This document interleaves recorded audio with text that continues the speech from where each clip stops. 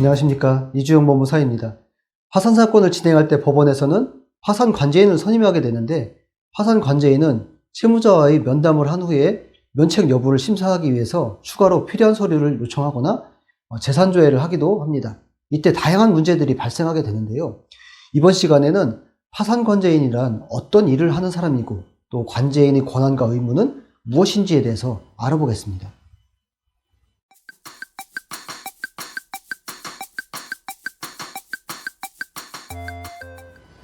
채무자가 파산관제인과 면담을 하기 직전에 가장 많이 하는 질문 중에 하나는, 파산관제인이 뭐 하는 사람이며 무슨 권한을 가지고 있는 것입니까? 라고 많이 물어봅니다. 파산관제인이란 무엇일까요? 파산관제인은 법원에서 선임하게 되는데, 주로 변호사로 지정이 되며 채무자의 재산 등을 회수해서 채권자들에게 비율대로 공평하게 나눠주는 역할, 또 면책심사를 수행하게 되는 사람을 말합니다. 법률 용어로 파산관제인은 파산재단의 재산을 조사, 관리하고 이를 처분해서 채권자들에게 공평하게 환가 배당 등 파산 절차를 수행하는 공공기관을 말합니다. 파산관제인은 어떻게 선임이 되는 것인가요?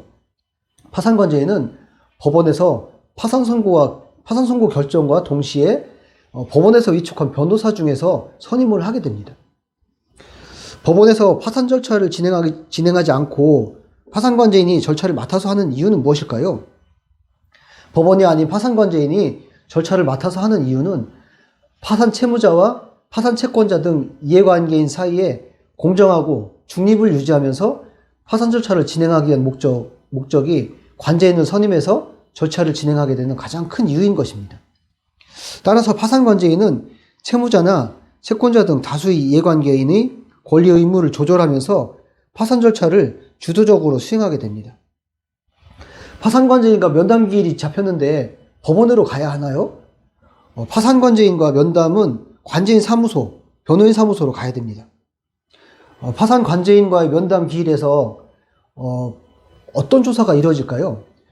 파산관제인의 가장 중요한 조사 내용은 채무자의 면책 여부를 심사하는 것입니다. 또 파산의 일은 경위하고 재산, 처분 내역을 상세하게 조사하게 됩니다. 파산관제인의 구체적인 업무를 살펴보면요, 개인 파산 신청인인 채무자가 제출한 기록을 파악하게 되는 것이죠. 제출 당시 서류를 구비해서 제출하는 것이 가장 기본적인데요. 이에 추가로 기록의 내용 전반을 확인해서 심사를 하고, 파산관제인은 면책 불허가 사유가 의심이 될 만한 사정이 있다면 채무자에게 그에 대한 해명과 함께 소명자료, 또 신청 당시 미비한 자료들을 제출하도록 안내합니다. 이런 질문을 하는 경우도 많이 있습니다. 관제인이 요청하는 자료 반드시 제출해야 될까요? 없다고 하면 안 되나요? 소명 자료를 제출하지 않는 경우에는 불성실 의무에 따른 면책 불허가 사유가 될 수 있습니다.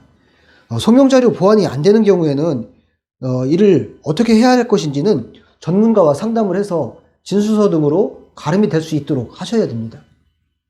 일부 채무자들의 경우에는 파산관제인의 업무에 대한 이해 부족으로 관제인 조사에 소극적이고 또 각종 서류 제출 의무를 이행하지 않아서 결국 면책 불허가 사유로 관제인 보고서가 제출되기도 하는데, 이 점을 상당히 유의하셔야 됩니다. 채무자에게 재산이 있는 경우에 또 환가 배당을 하게 되죠.